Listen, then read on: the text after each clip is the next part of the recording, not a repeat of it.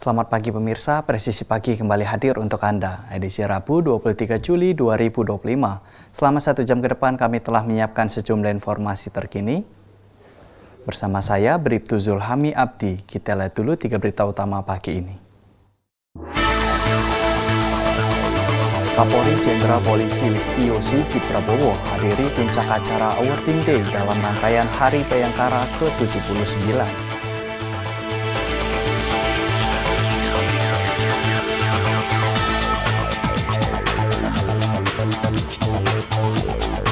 Kapolda Kepulauan Riau menghadiri kegiatan pengukuhan dan koordinasi gugus tugas pencegahan dan penanganan tindak pidana perdagangan orang tingkat Provinsi Kepulauan Riau.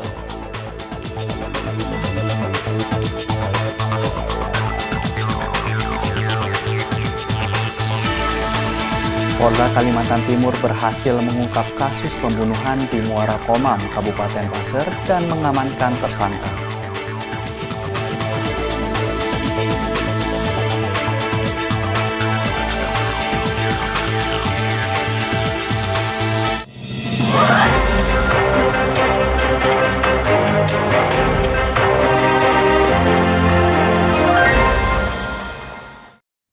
Di informasi pertama pemirsa, Polres Metro Bekasi membongkar kasus penipuan modus lowongan pekerjaan di Cikarang Utara, Kabupaten Bekasi pada Senin 21 Juli 2025.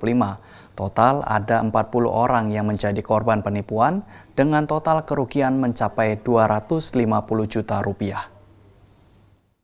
Melaksanakan rilis berkaitan dengan perkara penipuan rekrutmen ataupun penipuan berkaitan dengan calon tenaga kerja. Di dalam minggu ini adalah rilis yang kedua dengan 2 perkara yang berbeda. Namun korbannya adalah korban ataupun modus adalah para pencari kerja yang ada di Kabupaten Bekasi. Ini adalah tidak lanjut daripada keluhan berbagai macam masyarakat yang ada di Kabupaten Bekasi dan jawaban tentang beberapa keluhan tentang banyak yayasan yang mencoba merekrut masyarakat untuk bekerja di Bekasi dan dijadikan korban penipuan. Rilis perkara berkaitan kasus penipuan dan atau penggelapan calon tenaga kerja ataupun pencari kerja sebagaimana dimaksud dalam pasal 378 dan 372 KUH Pidana.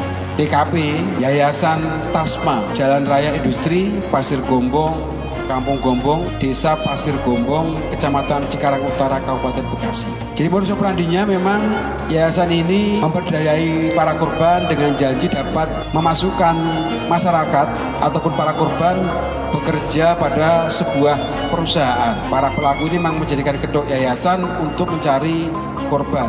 Yayasan ini sudah berdiri kurang lebih selama 2 tahun. Jadi sementara kita masih cari lagi apakah ada korban yang lain selama 2 tahun ini. Jadi sampai dengan hari ini sudah ada 29 korban yang terkonfirmasi mendatangi Polsek Cikarang Utara bahwa dia melaporkan dirinya menjadi korban penipuan tenaga kerja tersebut.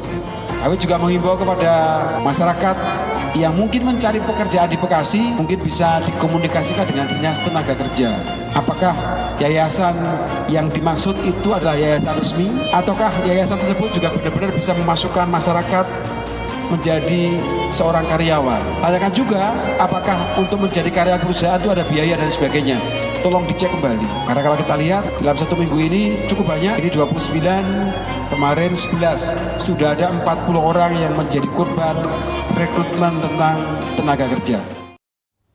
Unit Resmob Satreskrim Polrestabes Surabaya dipimpin oleh Kanit Resmob Ibtu Raditya Herlambang beserta Kasubnit Resmob Ibda Amiruddin dan Ibda Natael Variandana Saputra mengantarkan motor curian ke rumah korban.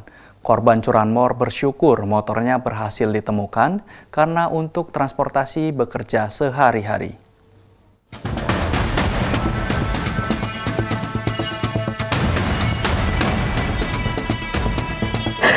Halo anak Surabaya, hari ini kami dari Satreskrim Polrestabes Surabaya ingin mengantarkan barang bukti sepeda motor langsung ke rumah korban yang baru saja kehilangan akibat aksi pencurian. Sekarang kita berada di Gang Kepatian 6, tepatnya di rumah kediaman korban. Langsung aja kita ke sana yuk. Assalamualaikum. Waalaikumsalam. Ini rumahnya M. Ridwan bukan? Iya bener Pak. Masnya yang habis kehilangan sepeda motor itu bukan? Iya, Bu. Benar. Bisa ditunjukkan ini surat kehilangannya? Bisa, Mbak.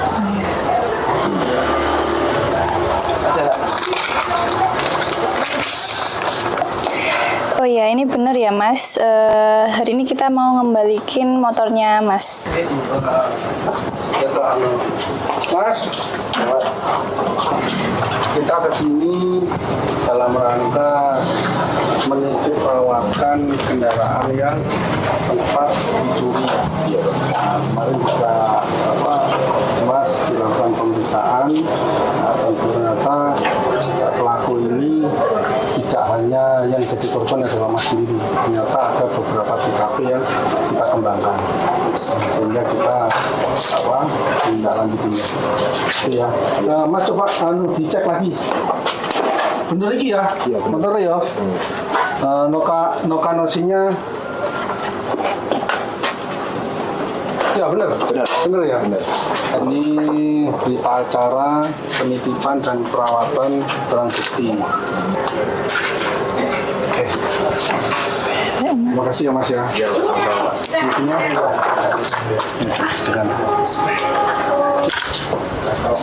Hari ini hari Senin tanggal 14 Juli 2025 dalam rangka kami berkunjung ke korban atas nama Pak Ridwan yang kemarin sebagai korban pencurian kendaraan bermotor Supra X Nopol 6704T. Nah, hari ini dalam rangka kami selaku penyidik dari Satreskrim Polrestabes Surabaya menitip rawatkan karena kendaraan ini adalah satu-satunya yang digunakan oleh korban untuk kegiatan sehari-harinya, sehingga dengan titip rawat ini kendaraan bisa digunakan oleh korban. Gimana Mas Ridwan setelah motornya dikembalikan langsung ke rumahnya? Iya, seneng, Mbak. Oh gitu. Iya. Terus ada lagi nggak Mas? Iya, seneng. Nanti bisa buat kerja. Oh gitu. Nanti nggak perlu naik-naik gojek gitu, soalnya jauh. Terima kasih buat pihak Polrestabes untuk kembalian motornya. Saya turut bahagia. Pemirsa, Polda Kalimantan Timur berhasil mengungkap kasus pembunuhan di Muara Komam, Kabupaten Pasir dan mengamankan tersangka berinisial MT berusia 52 tahun. Hal tersebut disampaikan oleh Kapolda Kalimantan Timur, Irjen Pol Endar Priyantoro, dalam konferensi pers yang digelar pada Selasa pagi.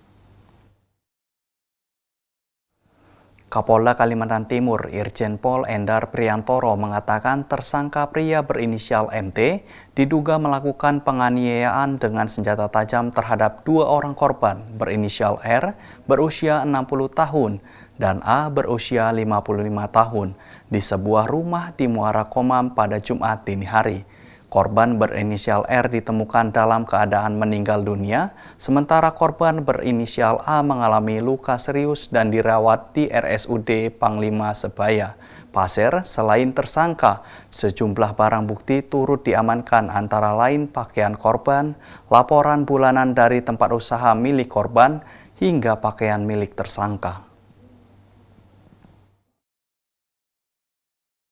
Proses setelah kejadian, kita melakukan kegiatan olah TKP, kemudian membentuk tim gabungan Polres Pasir dan Subdit Jatantras Polda Kalimantan Timur, serta direktorat lain dan tim fungsi intelijen yang membantu informasi dalam rangka pengungkapan pelaku. Kemudian beberapa tindakan kepolisian yang kita lakukan dalam rangka penyitaan beberapa barang bukti yang ada dan kita duga terkait dengan peristiwa ini. Di antaranya adalah kita menguji bukti forensik dengan Ditlapor Polda Jatim, kemudian beberapa pemeriksaan laboratoris dari sampel baju korban, kemudian pemeriksaan saksi sampai dengan hari ini kita masih melakukan sampai dengan hari ini ada 43 orang saksi. Kemudian beberapa kali kita lakukan prarekonstruksi tanggal 18 November 2024. Yang terakhir kemarin kita melakukan ekshumasi terhadap jenazah korban Saudara Rusel.